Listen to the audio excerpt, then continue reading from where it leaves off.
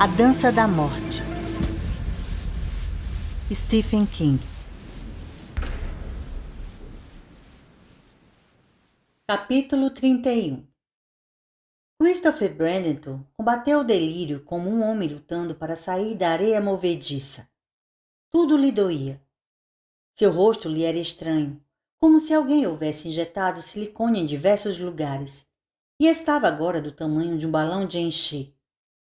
Sua garganta era dor pura, e, mais assustador, parecia ter se fechado do tamanho normal para algo não mais largo do que o orifício de uma pistola d'água de brinquedo. Sua respiração assobiava para dentro e para fora daquele tubo incrivelmente fino, do qual ele precisava para manter contato com o mundo. Ainda assim, não era o suficiente. E mais incômoda do que aquela irritação constante e latejante era a sensação de afogamento. O pior de tudo, ele estava febril. Não conseguia se lembrar de algum dia ter estado tão febril.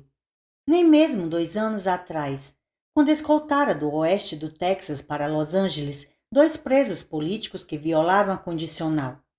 Seu antigo Pontiac Tempest tinha morrido na Route 190, no Vale da Morte. E ele tivera febre na ocasião, mas dessa vez era pior. Ele queimava por dentro, como se tivesse engolido o sol. Gemeu e tentou chutar as cobertas, mas não tinha forças. Ele mesmo se pusera no leito? Achava que não. Alguém ou alguma coisa estivera na casa com ele. Alguém ou alguma coisa. Ele deveria se lembrar, mas não conseguia. Tudo de que Brandon podia se lembrar era que andara temeroso mesmo antes de ficar doente, porque sabia que alguém ou alguma coisa estava chegando e que ele teria que... O quê? Gemeu de novo e rolou a cabeça de um lado para o outro no travesseiro. Delírio era tudo o que recordava. Fantasmas febris com olhos penetrantes. Sua mãe viera a este rústico quarto de troncos. Sua mãe, que morrera em 1969, e havia falado com ele. Kit, Kit, eu te avisei. Não se misture com essa gente, eu disse. Não ligo a mínima para a política, eu disse. Mas aqueles homens com quem você anda são loucos como cães raivosos. E aquelas garotas não passam de piranhas. Eu te disse, Kit. E então o rosto dela se desintegrou, deixando passar besouros necrófagos das fissuras do pergaminho amarelo que se rasgava. E ele gritou até que o negrume bateu asas e houve uma confusão de gritos. O barulho de sapatos de couro enquanto as pessoas corriam. Luzes piscantes, o cheiro de gás. E ele se viu de volta a Chicago. O ano era 1968. Em algum lugar vozes entoavam: o mundo inteiro está assistindo. O mundo inteiro está assistindo. O mundo inteiro. E havia uma garota caída na sarjeta junto à entrada do parque. Seu corpo vestido com macacões jeans, os pés descalços, o cabelo comprido cheio de cacos de vidro. Seu rosto uma máscara reluzente de sangue que ficava preta sobre o brilho branco insensível das luzes de rua. A máscara de um inseto esmagado. Ele a ajudou a se levantar, e ela gritou e se encolheu contra ele, porque um monstro do espaço sideral surgia de uma nuvem de gás. Uma criatura trajada com botas pretas lustrosas, uma jaqueta militar e uma máscara antigás estrábica, segurando um cacetete numa das mãos e uma lata de gás paralisante na outra e sorrindo. E quando o monstro do espaço levantou a máscara, revelando seu rosto sorridente e inflamado, ambos gritaram, porque era o alguém ou alguma coisa que ele estivera esperando. O homem que sempre havia aterrorizado Kit Brandon. Era o turista andarilho. Os gritos de Brandon dilaceraram o tecido daquele sonho, assim como o calor estilhaça um cristal fino, e ele estava em Boulder, Colorado, num apartamento no Canyon Boulevard, no calor do verão, tão quente que mesmo de sunga seu corpo gotejava de suor. E ao seu lado está o mais lindo rapaz do mundo, alto, bronzeado e ereto. Ele está usando tiras de biquíni amarelo-limão que aderem adoravelmente a cada alto e baixo de suas preciosas nádegas, e você sabe que se ele virar seu rosto, será como o anjo de Rafael, e a mesma postura do cavalo de Zorro. Aiô Silver. Onde você o pegou? Num encontro para debater racismo no campus da Universidade da Califórnia? Ou foi na lanchonete? Pedindo carona? Isso importa? Ah, isso é tão febril. Mas a água, um cântaro de água. Um vaso de água entalhado com figuras estranhas que se destacam em baixo relevo. E além disso, o comprimido. Não, o comprimido. Aquele que o despachará para o que este anjo nos encontros de luz amarela chama de Huxley Land. O lugar onde as flores crescem em troncos de carvalho mortos. E rapaz, com que ereção está se projetando dessa sunga? Kit Brandon esteve algum dia tão excitado, tão pronto para o amor? Vem para a cama. Você diz para aquele macio traseiro moreno. Vem para a cama e me fode, depois eu fodo você. Do jeito que você gosta. Tome seu comprimido primeiro. Diz ele sem se voltar. Depois veremos. Você engole o comprimido, a água está fria na sua garganta. E pouco a pouco a estranheza se apodera de sua visão. A esquisitice que dá a cada ângulo de um quarto, um pouco maior ou um pouco menor do que 90 graus. Por algum tempo você se pega olhando para o ventilador sobre a cômoda Grand Rapids barata e depois está olhando para seu reflexo no espelho ondulado acima dela. Seu rosto parece preto e inchado, mas você não deixa que isso o preocupe porque é apenas o comprimido. Somente o comprimido. Viajante, você murmura. Ah, rapaz, é o capitão viajante e estou com tanto tesão. Ele começa a correr e primeiro você olha para aqueles quadris lisos onde o elástico das calcinhas desce tão baixo e então seu olhar se move para a barriga lisa e bronzeada.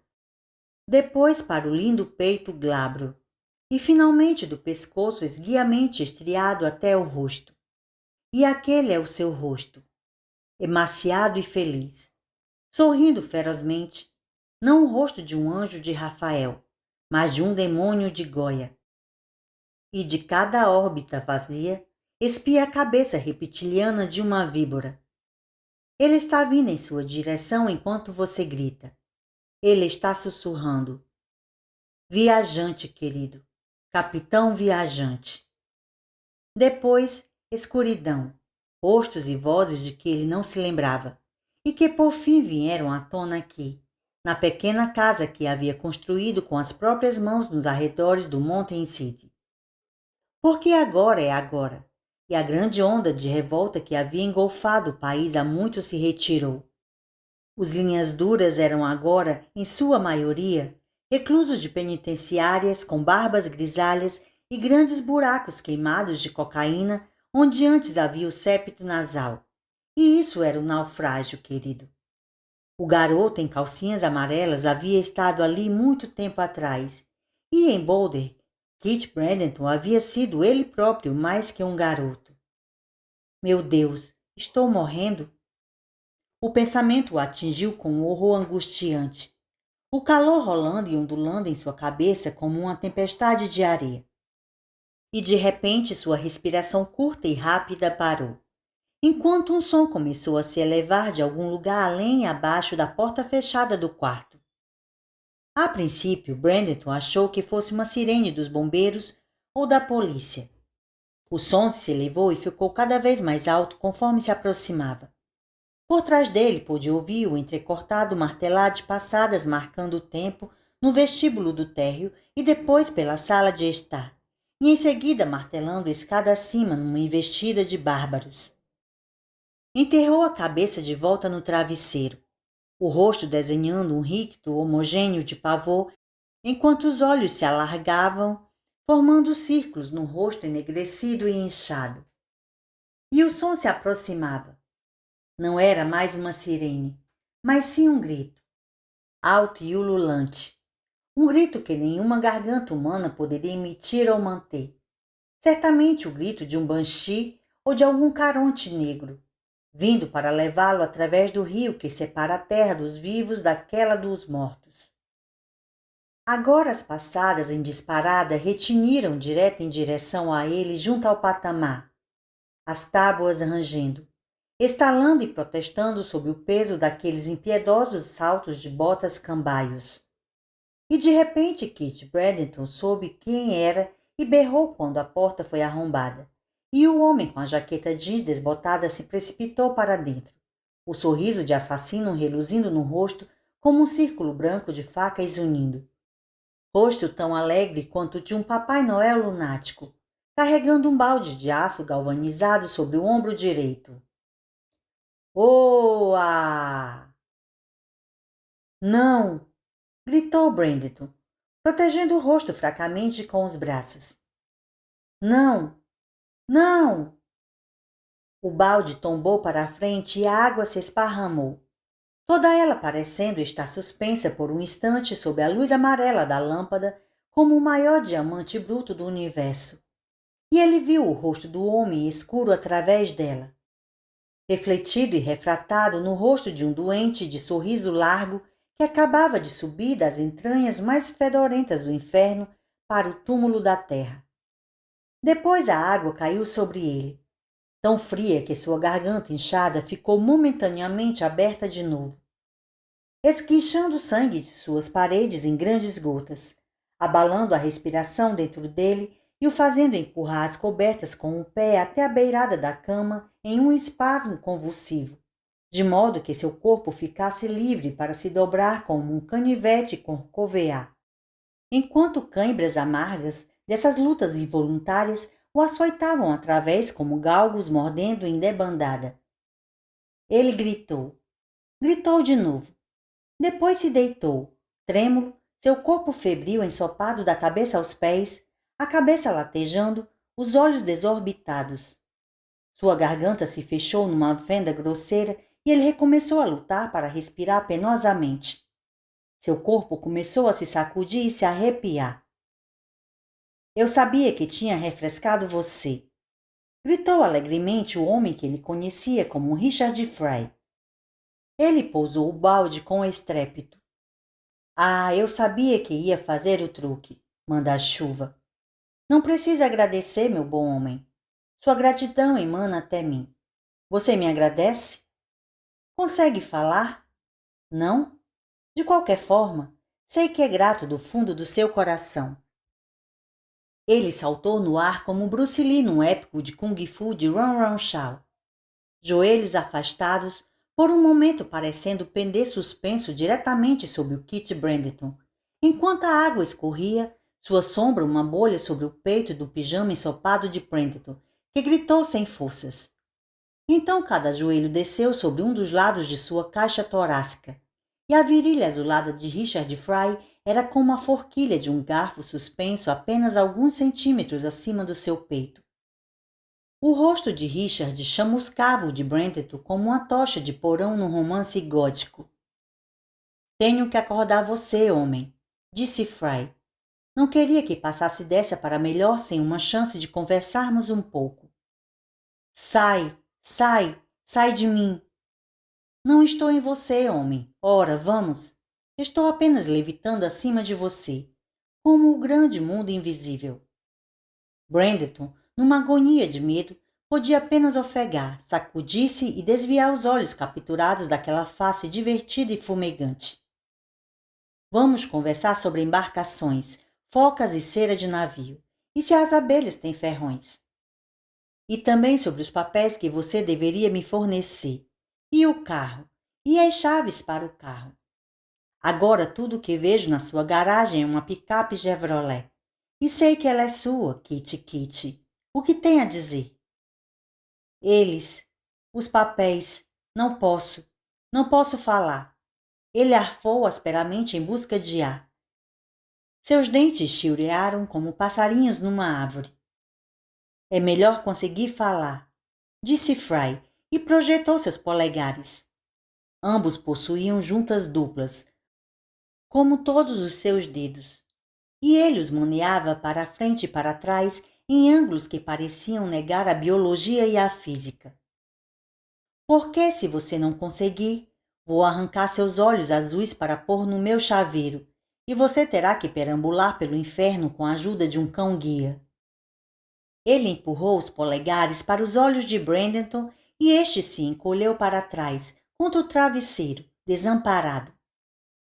Você pede, continuou Fry, e te dou os comprimidos certos. De fato, vou te levantar para que possa engoli-los.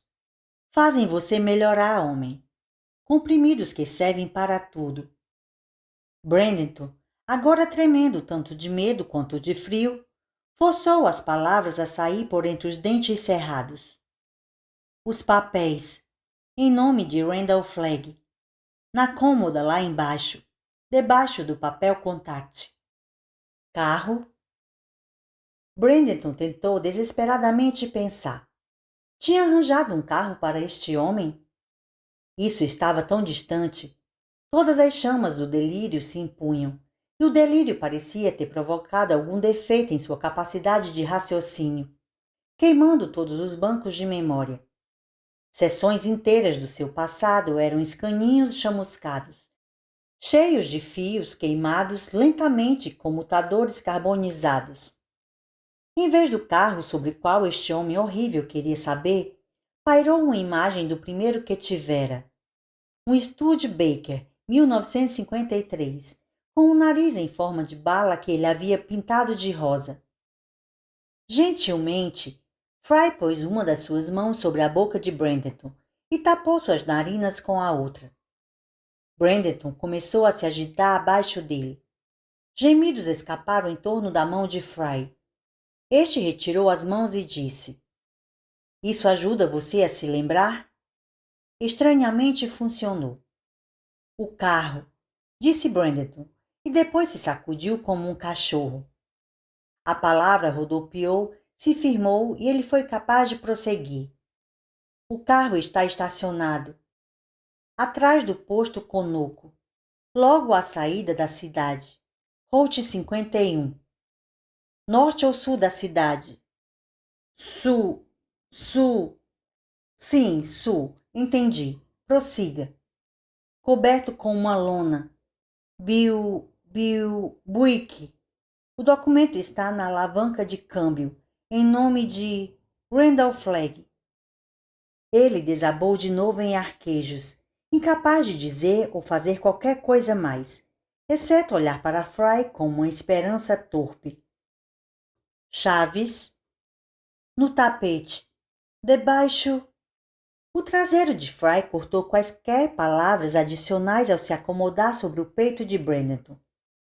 Ficou sentado ali, do jeito como poderia ter se sentado sobre uma confortável almofada no apartamento de um amigo. E de repente Brandon era incapaz de respirar o mínimo de ar que fosse. Ele expirou o último fôlego com um único pedido. Por favor. E obrigado, disse Richard Fry Randall Flagg, com um sorriso afetado. Diga boa noite, Kit. Incapaz de falar, Kit Brandon só pôde revirar os olhos palidamente nas suas órbitas estufadas. Não me leve a mal, disse o homem escuro suavemente, olhando para ele. É que preciso me apressar agora. O parque de diversões vai abrir cedo. Estão abrindo todos os brinquedos. O arremesse até ganhar e a roda da fortuna.